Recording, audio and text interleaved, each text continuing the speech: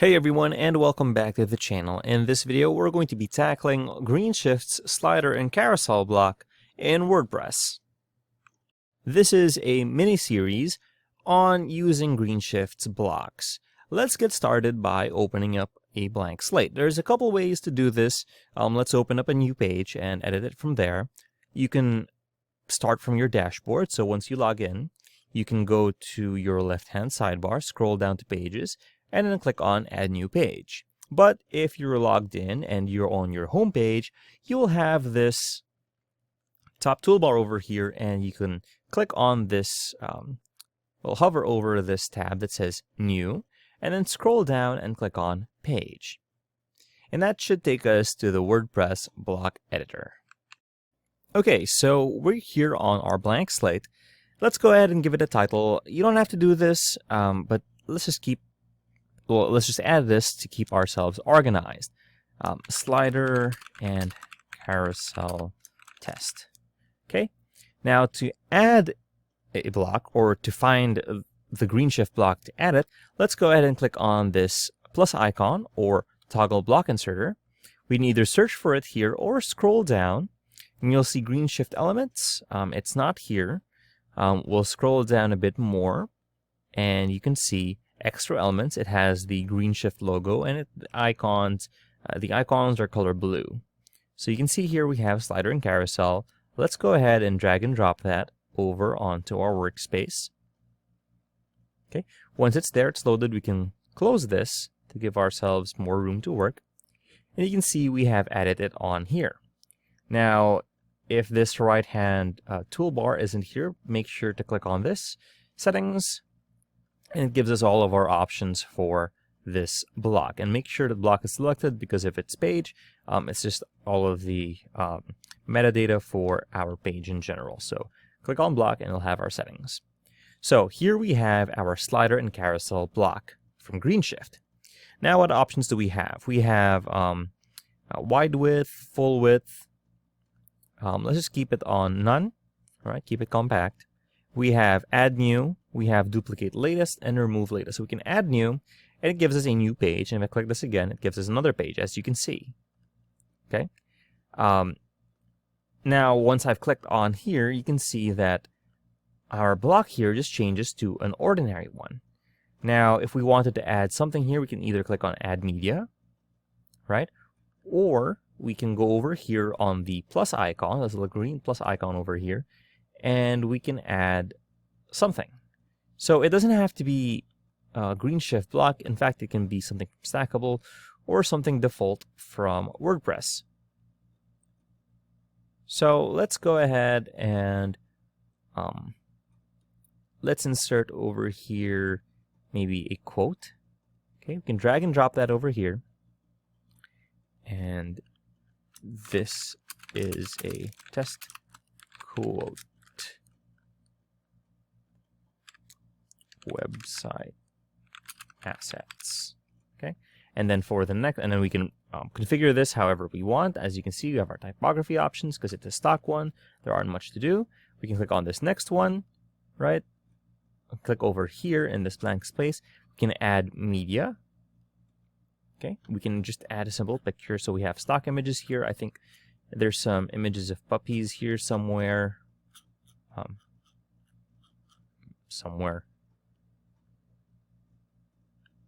Oh, over here we have the chihuahuas. Okay, we can set this as our media background for this slide, right? Alternatively, we can also click on this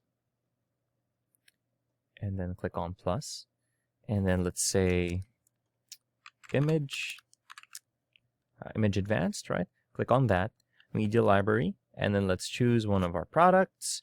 Let's go with our tablet laptop thing over here.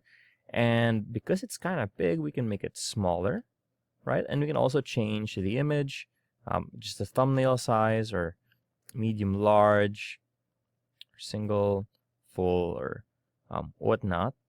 And then height, we can increase that or decrease that.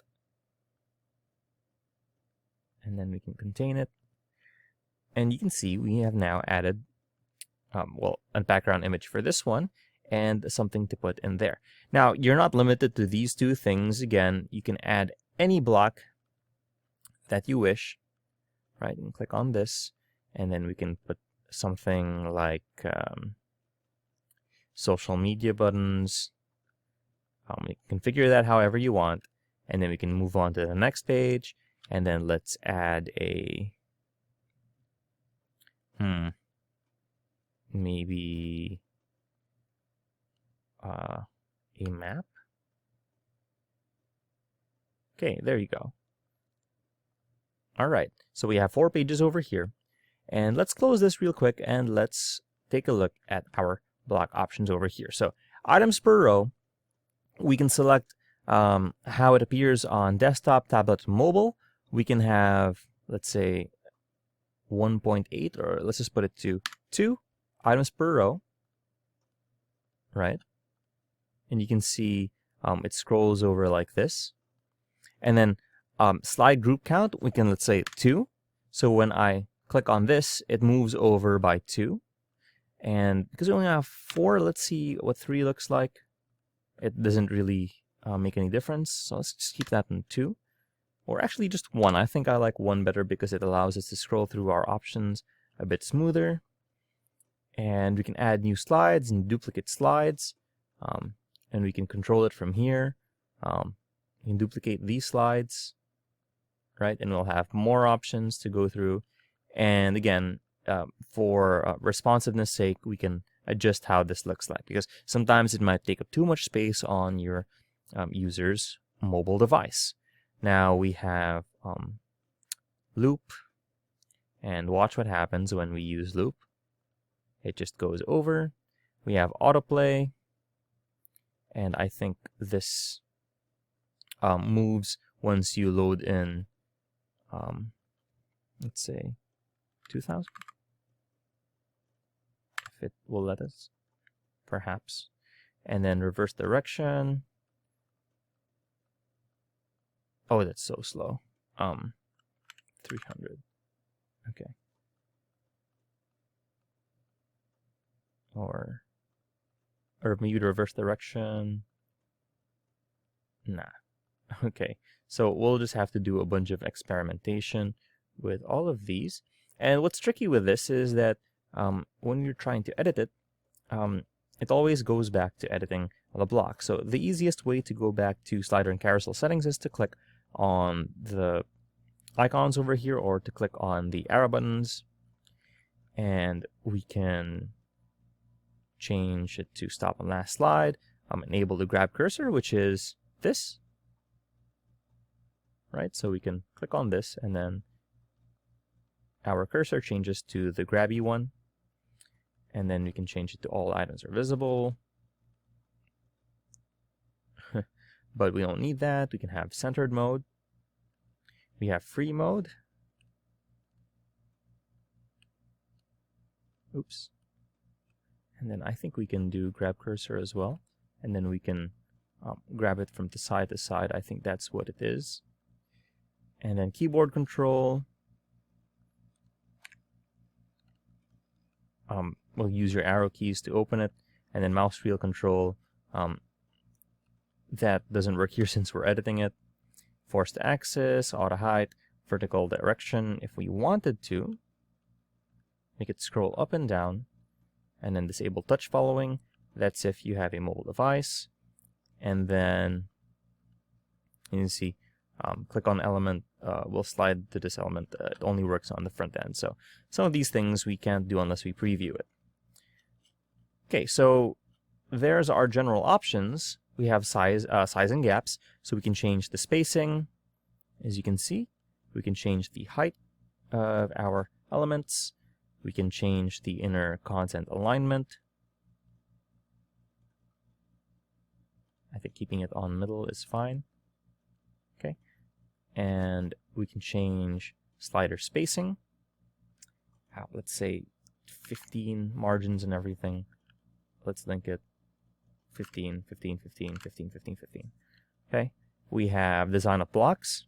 We can add a background color to each of the blocks just so you can see that they are in fact blocks. And then the text color, we can change what the text color is. Let's just make it black. Okay, if we have any text there. Inner colors of active items, let's make it green. There you go. Whichever one is selected. All right, let's go back to our settings here. And then we can add a border if we so pleased. Let's put it to 7 pixels. That's for each one. And then radius, we can make it 15. And you can see it rounds it out just nice. And we also change the border for hover. So let's make it 15 dots. Yeah, there you go. And then we have shadows, which you can add shadows to everything. We can go ahead and change our arrows. We can change our arrow sizes to bigger or smaller. Only show arrows on hover. We can change the space around them. And you see, bigger or smaller. Okay. And then we can change our arrow colors or arrow background colors to black, sure. And then our arrow colors can be green. And then we can add custom borders to these. And then let's put this. Okay, that's fine. And then we can also change the radius to, let's say, 25. Right, it rounds them out just nicely. And then bullets and pagination, we can make it clickable. So if we click on this, it will move us over. The bullet colors, we can make it any color we want. Active bullet color, we can make it blue. Okay, and then our scroll bar, we can add the scroll bar over here. Right, it's a bit hard to click. Oopsies. Okay. And that's just part of editing this. Our scroll bar. We can make the scroll bar bigger, say 15 pixels. There we go. And it's much easier to use. And then we have advanced effects. Ooh. Cover flow. Scale. Or a custom one. And you can transform that, but it's a bit advanced for this video. I think I like the cover flow the nicest. Okay. Okay, let's click back on this. Okay, and then slider background images. Here we can configure it. As you can see, only slider number 2 has a background image. Image effects, we can put an effect on that. We can show the image instead of background. We can enable parallax effect. And then smart loader, if this makes our page a bit more perform a bit well. So it's like lazy loading for this. So let's enable that. And then custom control. This is a bit advanced. Some CSS, some coding is required for this. And then this is if you want to use your own buttons on your keyboard or something like that. Okay, and then synchronize containers. This is for making like animation level kind of stuff with this. Okay, and then let's go in advanced. And then you can see for advanced, it's just the usual transitions and transformations for our block over here. And you have our position, responsive, and CSS. We can enable or disable this on desktop, tablet, and mobile, and add HTML anchors and additional CSS stuff. Okay, so once we're happy with our slider and carousel, let's go ahead and click on Publish. Let's go ahead and click on View Page, and it'll take us to the actual live page. And you can see we have our website here, and we have our working slider and carousel. So if ever we need to adjust any of these, we can go back in here and adjust that ourselves within the settings. If you found this video helpful, please leave a like, comment, and subscribe to our channel, as it really helps us out with the YouTube algorithm. Show this kind of video to other nerds like us. Thanks for watching, and we'll see you next time.